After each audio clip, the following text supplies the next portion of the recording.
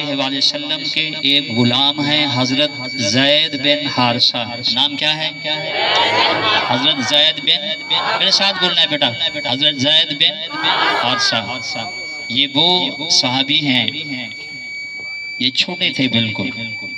ان کی والدہ ان کو اپنے میکے لے کر جا رہی تھی. ان کے ننھیال جو تھے، راستے میں ڈاکو نے قافلے کو لوٹا اور اس کی اغوا کر لیا.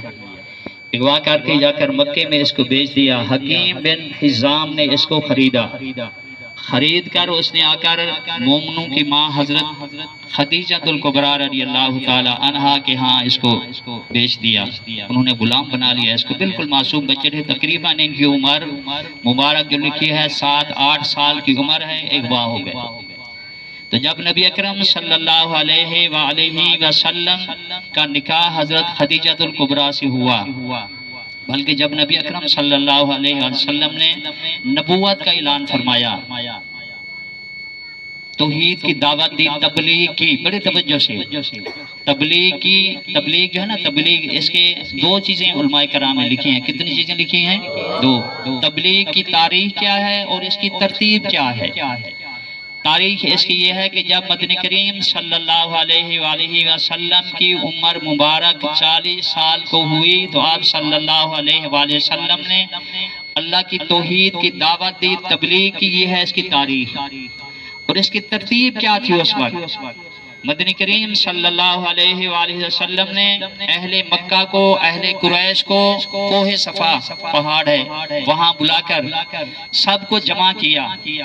جب سارے جمع ہو گئے تو آپ صلی اللہ علیہ وآلہ وسلم نے پہلے اپنے آپ کو منوایا. پہلے اللہ کی توحید کی دعوت نہیں دی، ربوبیت کی دعوت نہیں دی، پہلے اپنے آپ کو منوایا. سب لوگوں سے پوچھا کہ اے لوگو، یا ایھا الناس، اے لوگو، میں نے تمہارے ساتھ 40 سال کا عرصہ گزارا ہے. اس میں میرا اٹھنا بیٹھنا، تمہارے ساتھ لین دین، کاروبار، سارے زندگی جو ہے معمولات ہیں سارے تمہارے ساتھ کیے ہیں. اب مجھے یہ بتاؤ کہ تم نے 40 سال کے عرصے میں مجھے کیسا پایا؟ جتنے بھی لوگ بیٹھے تھے ان سب نے بیک زبان کہا کہ یا محمد صلی اللہ علیہ وآلہ وسلم، آقا آپ صادق بھی ہیں، امین بھی ہیں. ہم نے آپ کو صادق بھی مانا ہے، امین بھی مانا ہے. تو آپ صلی اللہ علیہ وسلم نے ان سے پھر دوسرا سوال کیا کہ اگر یہی بات ہے، مجھے صادق بھی مانتے ہو، امین بھی مانتے ہو، اگر میں تمہیں کہوں کہ اس پہاڑ کے پیچھے ایک لشکر آ رہا ہے، وہ لشکر آ کر تمہارے اوپر حملہ کرے گا، تمہیں ختم کر دے گا، کیا تم اس کو مان جاؤ گے؟ حالانکہ لشکر نہیں تھا.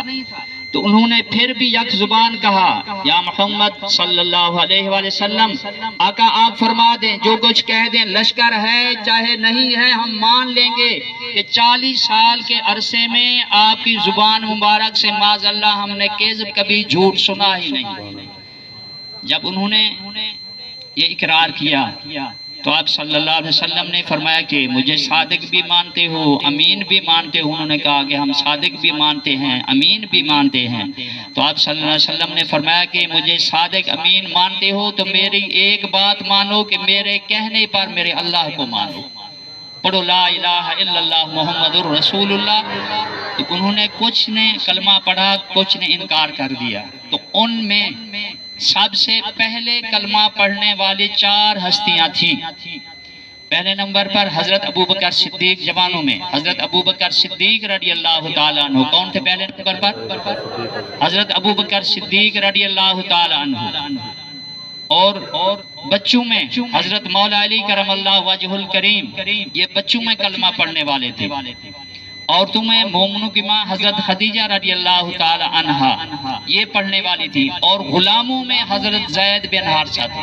یہ آپ صلی اللہ علیہ وسلم کے جو غلام تھے انہوں نے کلمہ پڑھا.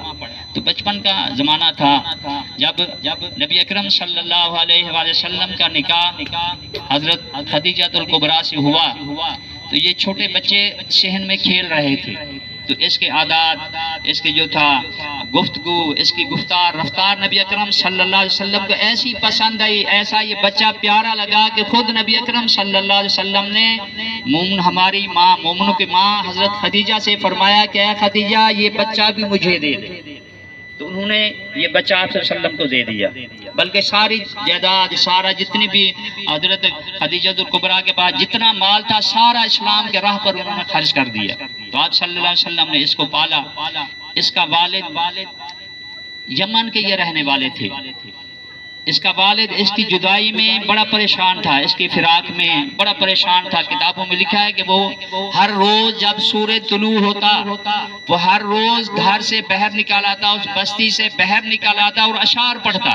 عربی میں اس کا ترجمہ یہ ہے، اشعار پڑھتا کہ اے آفتاب، اے آفتاب تو طلوع ہو گیا، پتہ نہیں میرا بیٹا کہاں ہے، اے نا زید، او زید کہاں ہے، زید تیرے بغیر میرا دل نہیں لگتا، اے زید تیرے بغیر میرا جگر پھٹ رہا ہے، اے آفتاب تو آتا ہے چلا جاتا ہے، میرا زید پتہ نہیں کہاں ہے، اے بارش تو آ جاتی ہے، اب بادلوں کی طرف مخاطب ہو کر وہ کہتا کہ اے بادل تم سارا جہان پھرتے ہو، کہیں میرے زید کو بھی دیکھا ہے، اے ٹھنڈی ہوا چلنے والی تو بھی چلتی ہے، کہیں میرے زید کو دیکھا ہے، اے رات کی تاریخی کیا تو نے میرے کہیں زید کو دیکھا ہے۔ اسی طرح اشعار پڑھتا تھا۔